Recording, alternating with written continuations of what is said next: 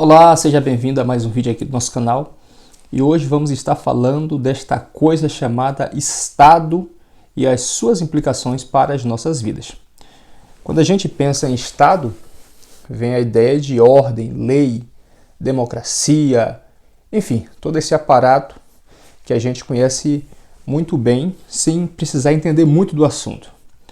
Pois bem, em se tratando da perspectiva bíblica, a gente olha um pouco mais remotamente para ver que a ideia de Estado ela é bem mais antiga do que essa perspectiva moderna. A gente vai ver que o povo de Israel, por exemplo, ele não tinha um Estado próprio, eles viviam debaixo de uma ordem divina, de uma ordem teocêntrica, não tinha um rei, não tinha um ordenamento de leis estabelecidas por homem algum. Pois bem, então esse povo ele vai ser submetido a outras civilizações em meio a exílios, em meio a movimentos de escravidão, no qual eles viviam debaixo de um estado, de um rei, de um faraó, de um príncipe, no qual colocava as suas leis, as suas regras sobre este povo que estava sendo escravizado. Então, a ideia de Estado ela é muito remota. Mas eu queria me ater hoje à ideia de Estado moderno. Por exemplo, a gente vai ter o antigo regime. O antigo regime, dentro do cenário europeu, era uma ideia de ordem na qual tinha ali um rei que centralizava todo o poder e tinha também ali uma sociedade estamental, no qual tinha a nobreza, tinha o clero e tinha a burguesia. Mas o rei era a figura, vamos dizer assim, central que norteava toda a sociedade. Tem uma frase emblemática do Luís XIV, rei da França, que viveu entre o século XVI e século XVII, na qual ele dizia o seguinte: L'État c'est moi, quer dizer, o Estado sou eu é que sou o Estado. Então essa frase representava bem o espírito da época, o que significava o Estado.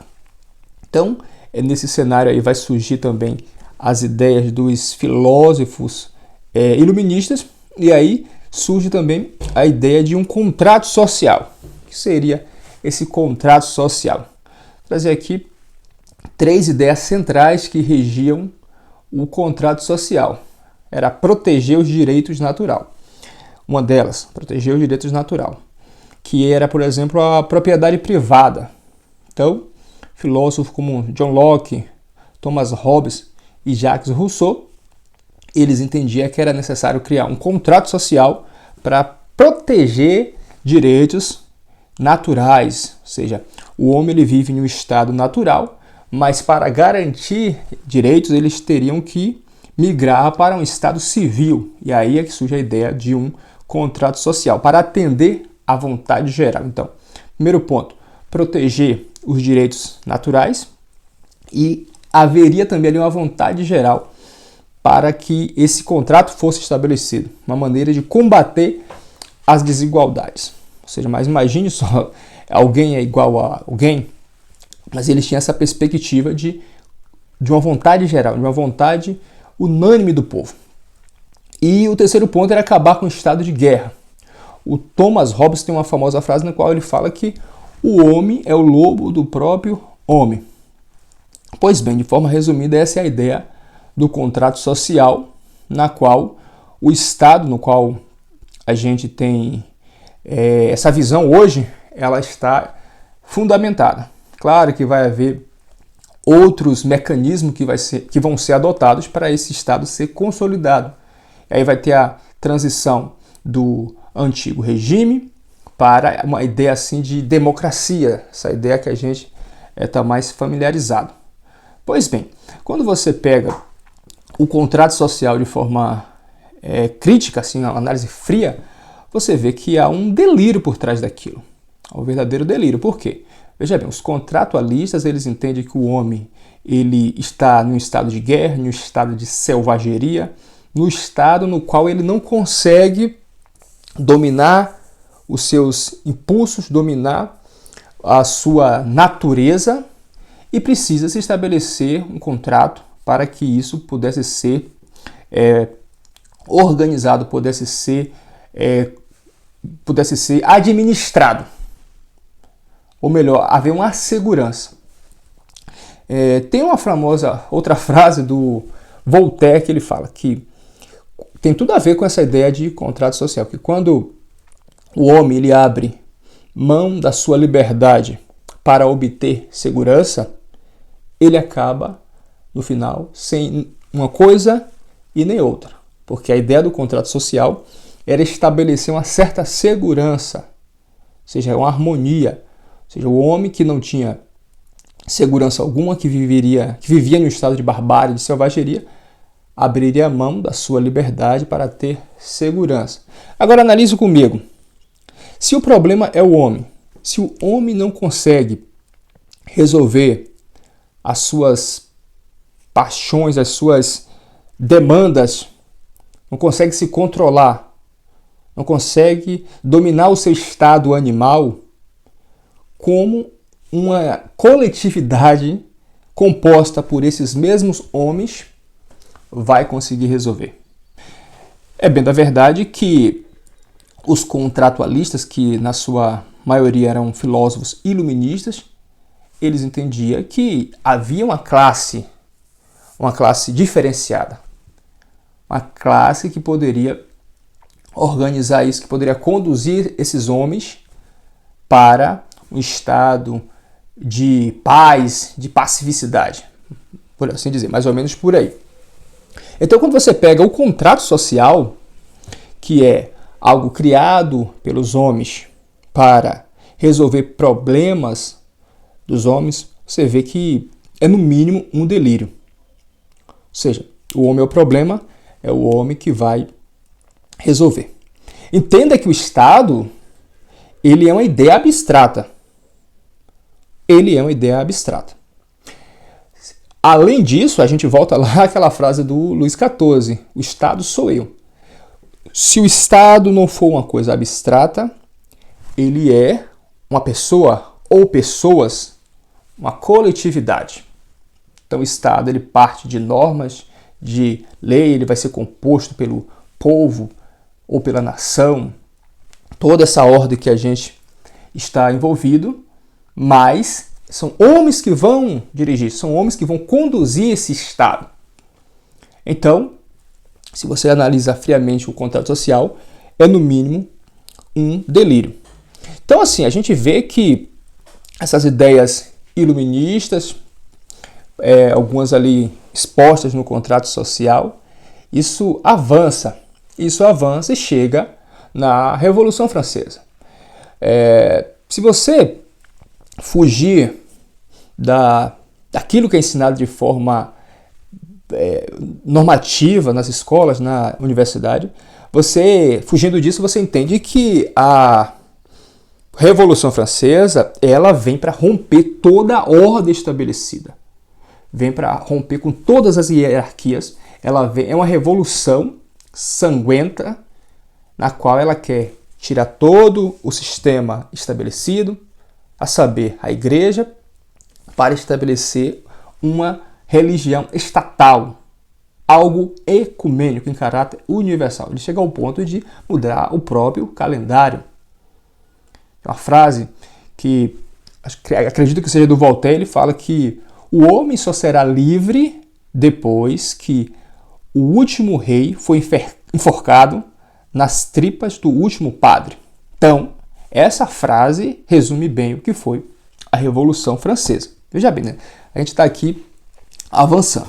Então a gente volta lá atrás novamente, a gente pega ali, aí dentro do contexto do Antigo Testamento, o povo sendo conduzido por Deus, guiado por Deus. Um dia ele se rebela e fala para o profeta Samuel, que era o profeta que regia a nação de Israel, que eles queriam um rei. Samuel, precisamos de um rei, Samuel. Precisamos ser igual às outras nações. Samuel estava velho, seus filhos não conseguiam mais ser corretos e o povo usa isso como argumento. Deus chega para Samuel e fala, não, Samuel, eles não estão rejeitando você, eles estão rejeitando a mim, mas dão a eles um rei. Agora avisa o que vai acontecer, o que esse rei vai fazer. Esse rei vai escravizar os seus filhos, vão levar seus filhos para a guerra, vão colocar na frente de cavalos, vão armar exército para fazer guerra, vão escravizar suas filhas, vão colocar elas como escravas e vão tirar as suas riquezas, as vossas terras. Então, deixa sobre aviso o que vai acontecer se eles entender que é necessário um rei. E assim acontece, e a história avança, vários cenários, a gente vai ver que há 4 fortes impérios que, dentro da perspectiva bíblica, é colocada, principalmente no livro do profeta Daniel: o Império Babilônico, o Império Medo-Persa, o Império Greco-Macedônio e o Império Romano. Com um detalhe que precisa ser colocado. Talvez, exceto o Império Grego, esses impérios eles eram constituídos, era formado com um ideal divino, com o ideal de uma força absoluta que regia o motivo de ele estar se movimentando, de ele estar sendo estabelecido. Então, de certa forma, tinha uma ordem divina por trás disso. Eles acreditavam que uma força superior, um Deus, estava os movendo para que eles pudessem possibilitar essa expansão. Isso avança, o Império Romano, que é o último império, ele vai degringolar. A gente chega no feudalismo. O feudalismo é a fuga, basicamente a fuga das pessoas da cidade de volta para o campo. E a gente, depois disso, avança e chega no chamado Antigo Regime, que está inserido dentro desse Estado moderno. E, consequentemente, a Revolução Francesa, e a ordem é rompida totalmente. Então, o contrato social ele está inserido nisso aí. Essas ideias elas influenciaram a Revolução Francesa e uma degeneração da ordem ocorreu. Então a gente entende que de um lado o contrato social, de outro está uma perspectiva eterna, uma aliança divina. Então o contrato social ele vai totalmente na contramão da ordem teológica. Então, pois bem, o que a gente faz com tudo isso? O que a gente faz com todas estas informações? Claro que a gente não tem como fugir do cenário que a gente está envolvido, das implicações que isso causa nas nossas vidas. A questão é se você acredita nessa ordem estabelecida pelos homens ou não.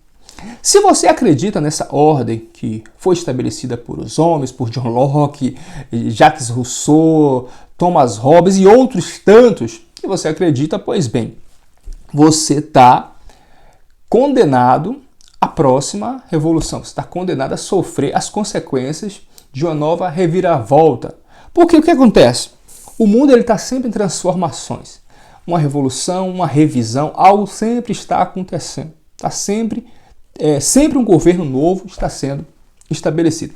Nessa Revolução Francesa, foi estabelecido ali o ideal de esquerda e de direita. A gente vê que essa polarização tem causado conflitos ao longo da história por todo o mundo.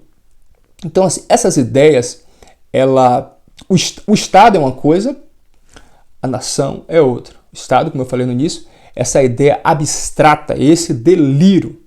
A nação não, a ideia de nação a palavra vem do latinático, que quer dizer nascer, é origem, que é composta por um povo que tem uma língua em comum, que tem o ideal transcendental em comum, seja materialista, ou imanente, que é materialista, ou transcendente, que é uma ordem divina. Tem elos fraternos em comum. É isso que é uma ideia de nação. Estado é esse contrato que foi estabelecido por homens. Então, a gente observa que o mundo ele está totalmente nessa panela de pressão. A gente vê guerras espalhadas por todos os cantos. Todos os cantos está tendo guerras e rumores de outras guerras. Então, quando a gente acredita nessas narrativas, nessas ordens estabelecidas, a gente está condenados à perdição. Então, há um escape. A gente tem que buscar um escape.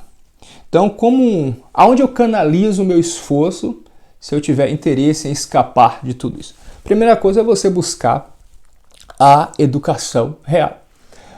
Por exemplo, o Benito Mussolini, que quando ele estabeleceu a ideia de fascismo, fascismo quer dizer uno, feixe, uma só ideia, um só pensamento, essa que é a ideia de fascismo, ele dizia que nada poderia acontecer fora o Estado, contra o Estado.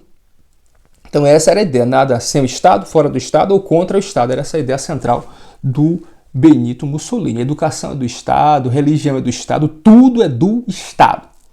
Aí vem aquela famosa afirmativa, Estado e religião, política e religião não se discute.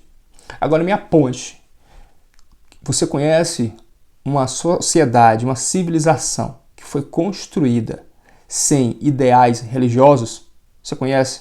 Escreva aí nos comentários se você conhece essa civilização que foi construída sem uma base religiosa. O Estado ele pode ser laico, pode ser leico, mas o povo ele sempre tem uma religião. O povo sempre vai ter uma crença. Você não se move por leis, você se move por crenças. Agora tem pessoas que são legalistas. Se o Estado hoje determinar, dê a sua casa, dê os seus filhos, venda tudo que tenha, venha, você agora é meu escravo. Tem pessoas que aceitam. Porque, como Aristóteles já dizia, o ser humano ele é escravo por natureza. Isso é a maioria. Mas você faz parte da maioria ou da minoria? Jesus Cristo falou, a minoria é que será salva. Não adianta achar que todo mundo vai se salvar. A salvação ela começa na questão material, na questão mental e avança para o espírito. Então, acrescenta, a pessoa que ela é salva no seu espírito, ela tende a ser salva em todas as áreas da sua vida. Ela tende a ser completa. Essa é a ideia de salvação, nesse tempo que a gente está vivendo aqui e para além dele. Então, a gente chega nesse ponto. Então, a gente tem que buscar a educação real. O que é a educação real? Que é diferente dessa colocada pelo Estado, que é a educação formal. A educação real é uma família forte, uma relação com Deus forte, único e verdadeiro, uma rede de amigos que te ajude nos momentos difíceis e conhecimento. Além de conhecimento, leitura, que também se confunde com conhecimento. Então, essas são algumas ferramentas que você pode utilizar para cultivar o bem, cultivar as virtudes e superar tudo isso.